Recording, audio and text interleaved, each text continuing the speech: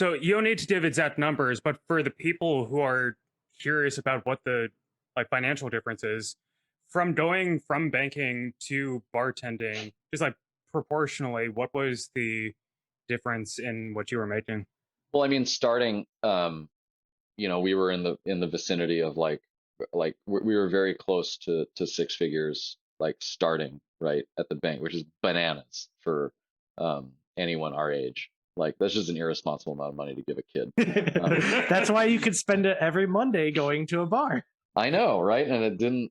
Yeah, man, I could have built up so much savings, but I really was. But no, I mean, maybe irresponsible is the wrong word because it really defined like, my career from that point on. So in some sense, I think I did spend it wisely. I invested it in my future. I just didn't know what my future was at the time. Um, and my expectation was that I would become a full-time bartender and I would make like less than half of what I was making before, right? And turns out, when you work at like a nice fine dining restaurant with people who understand what's going on and they tip well and and they buy a lot of food and nice wine and cocktails and things like that, it really wasn't that bad.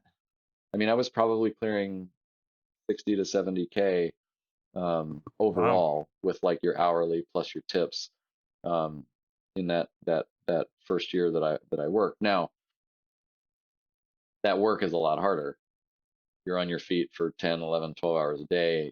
You're doing a lot of manual work.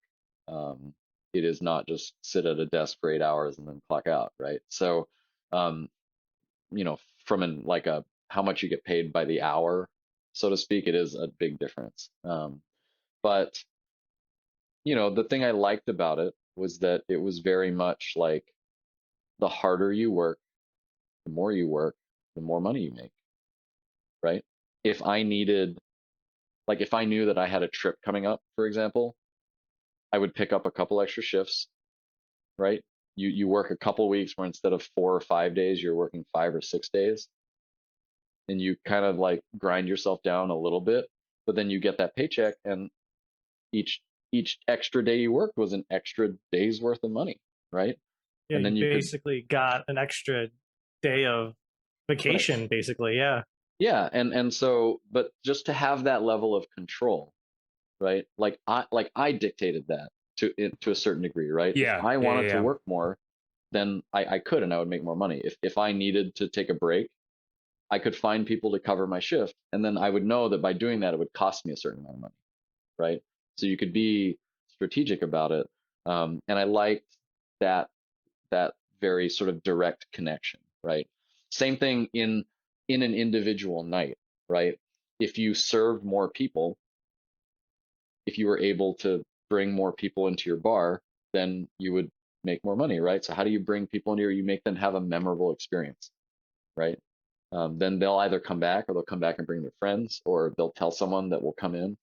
And so it became more than just learn how to make all the cocktails, right? I started really kind of veering away from that and really understanding that bartending is not serving drinks, right? Bartending is serving people.